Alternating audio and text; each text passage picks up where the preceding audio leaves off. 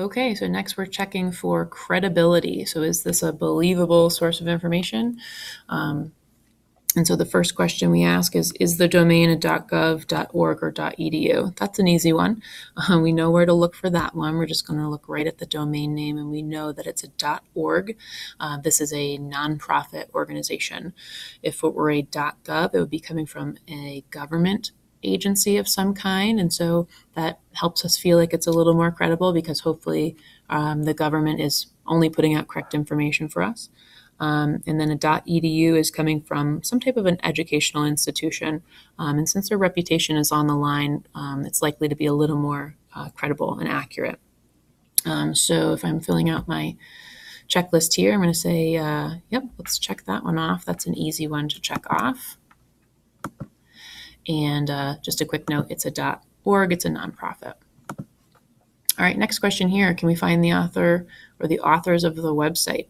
Are they a credible source of information? So again, we know from checking for accuracy that there isn't a specific author for this article, but we do have Dr. Mary Gavin's sign off here saying that she agrees with this and she's willing to put her name on the line for that. And so again, while I can't technically say that I know who wrote it or who authored it, I do feel like because it was reviewed by a specialist, that it's still a credible source of information. But I'm going to leave that one checked off just because I couldn't find the author.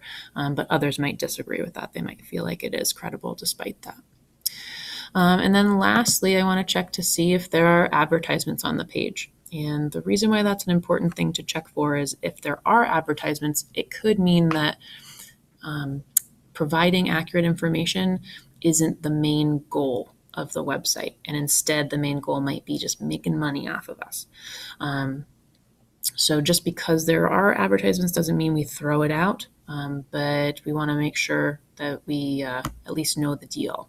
So where you might look for those advertisements are, the banners across the top or the bottom, banners on the sides here, pop-ups, which are super annoying. Those are what we're looking for. Now, on this website, there are no advertisements, no outside advertisements. The only thing we see are advertisements for things on their own website. So there's no one else paying them for space on the webpage, which helps me to feel like, yeah, that's a really credible source of information.